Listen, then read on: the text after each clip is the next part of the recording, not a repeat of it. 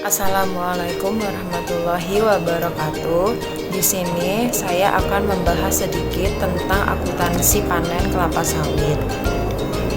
Pertama akan membahas definisi dari panen. Panen adalah pemotongan tandan buah dari pohon sampai dengan pengangkutan ke pabrik yang meliputi kegiatan pemotongan tandan buah segar, pengotipan brondolan, pemotongan pelepah, pengangkatan hasil ke TPH, dan pengangkutan hasil ke pabrik. Kemudian secara umum kelapa sawit dapat dipanen pada umur 3,5 tahun dari masa penanaman, tergantung mutu perawatan yang diberikan dan jenis varietas yang ditanam.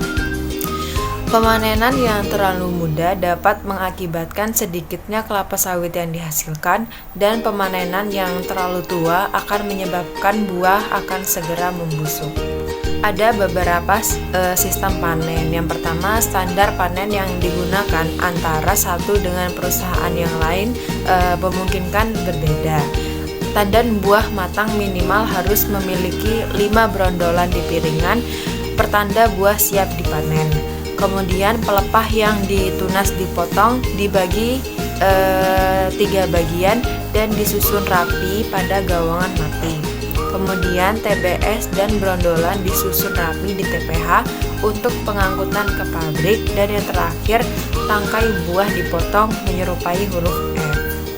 Terdapat 5 proses prosedur pemanenan. Yang pertama perontokan, yang kedua pengangkutan, yang ketiga penggilingan, keempat ekstraksi, dan yang terakhir pemurnian.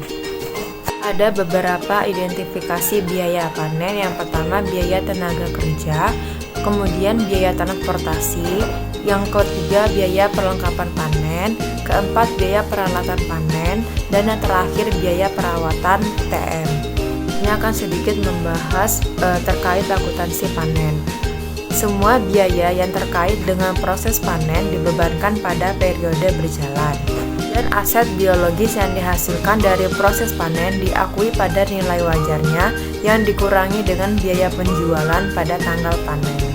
Jurnal yaitu aset biologis TBS pada keuntungan penilaian nilai wajar TBS dan persediaan TBS pada aset biologis TBS. Selanjutnya akan sedikit membahas tentang akuntansi produksi kelapa sawit. Ini terdapat proses alur pengolahan kelapa sawit mulai dari penerimaan TBS, proses sterilisasi, mesin bantingan sampai digunakan untuk bahan proyek. Dan juga ada beberapa proses untuk pembuatan minyak goreng. Untuk membahas akuntansi produksi kelapa sawit. Akuntansi produksi kelapa sawit bertujuan untuk mengumpulkan seluruh biaya yang digunakan selama proses produksi untuk memberikan informasi yang relevan dan andal tentang harga pokok produksi di setiap tahap proses produksi. Akuntansi produk kelapa sawit mengikuti alur akuntansi biaya proses. Ada beberapa biaya yang dikeluarkan selama proses produksi.